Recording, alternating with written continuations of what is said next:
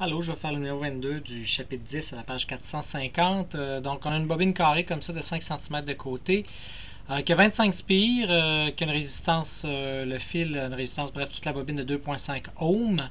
Cette bobine-là, elle tourne, comme j'ai indiqué dans le dessin ici, à 120 tours par minute, c'est-à-dire 120 RPM, qu'on dit révolutions par minute, dans un champ magnétique constant de 0,04 Tesla.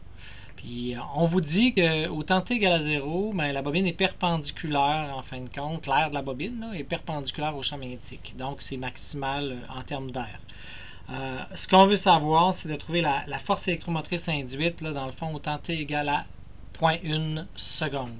Bon, peut-être la première chose qu'on pourrait faire, c'est transformer ici notre... transformer notre vitesse de rotation de RPM pour avoir des rads par seconde. Il faut vraiment le mettre en rad seconde. Donc, je vais faire 120 tours. Un tour, c'est 2 pi rad. Hein? Donc, c'est 2 pi fois rad. Et tout ça par seconde. Ben, une minute, c'est 60 secondes. Fait que je vois que ça va faire 2 fois 2, ça va faire 4 pi rad seconde dans le fond.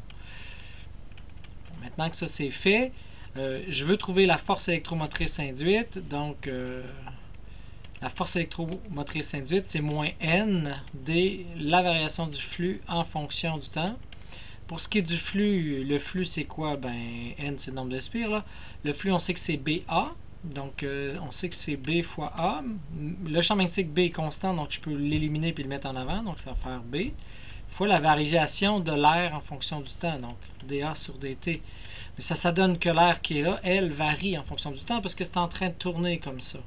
Donc, si je regarde au moment initial, dans le fond, quand je regarde ici mon vecteur surface qui est orienté dans cette direction-là, dans la même direction que le champ magnétique, ben, je me rends compte qu'à l'angle 0, l'air est maximal. C'est tout l'air en ce moment que je dois utiliser. Hein, donc, toute la surface de 0,5 au carré, 0,05 au carré. Fait qu'en fin de compte, je vais utiliser, puisque ça tourne avec une vitesse constante, le cosinus de l'angle. Je vois que ça ici, ça va pouvoir tourner d'un bord ou de l'autre. Puis dans le fond, il va y avoir un angle de rotation qui va être là. Fait que, bref, ça va être A cosinus de oméga t. Cosinus d'un angle, là, mais l'angle varie. Donc une vitesse angulaire, c'est oméga t, la vitesse angulaire fois le temps. Ça va me permettre de savoir à quel angle je suis rendu. Donc c'est ce qu'on a là-dedans. Ça fait moins NB. Le A étant constant ici, parce que c'est l'air total, ici je vais le mettre en évidence, puis il me reste des cosinus de oméga t qui lui varie en fonction du temps. C'est juste l'angle qui varie en fonction du temps ici. Donc en dérivant ça, c'est là où est-ce que je me rends compte que ça va faire moins n b a. La dérivée de cos, ça va donner moins sinus, donc moins sinus de oméga t. Et fois la dérivée de l'intérieur, ben, Wt, ben, oméga t, quand je vais le dériver, il va me rester juste oméga. Donc je me rends compte que les signes s'éliminent. Qu'est-ce qu'il me reste? Il me reste N, B, A total, oméga, sinus d'oméga t. Donc ici, je me rends compte que cette tension-là, c'est une tension dite alternative. Et ici, ça représente la tension maximale. Donc souvent, on va l'écrire comme ça, là, 0. Cette tension maximale-là, c'est celle qui est en haut du sinus. Bon, ça va passer de là jusqu'en bas. Donc, un sinus, c'est moins 1 plus 1, moins 1 plus 1, moins 1 plus 1.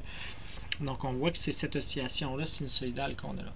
Bon, là, pour notre question, ce qu'on veut, c'est de déterminer la force électromotrice induite au temps t égale à 0,1 seconde. Ben, on va tout simplement le trouver comme ci. Donc, on va mettre 25, le nombre de spires. B 0,04, mon champ magnétique.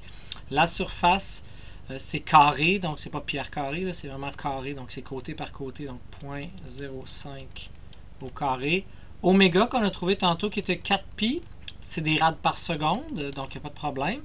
Et à ça, on va pitonner sinus de, il s'est écoulé 0,1 seconde, donc 4 pi, ma vitesse angulaire, fois 0,1.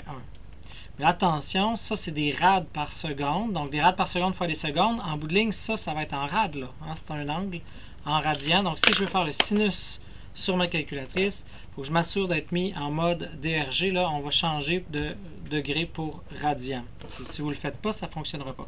Donc si je fais 25 fois 0,04 fois 0,05 au carré fois 4 pi, tout ça fois le sinus de... Bon, 4pi fois 0,1, ça fait 0,4 pi, donc 0,4 pi. Et ça me donne 0,029878321. Bref, j'ai mis toutes les décimales. Et ça, c'est des volts. Donc, ça veut dire j'ai 29,9 à peu près là, millivolts en divisant par 1000. Donc ça, c'est la tension induite à 0,1 seconde. Donc à 0,1 seconde, c'est ce que j'aurais sur mon voltmètre si c'était parfait.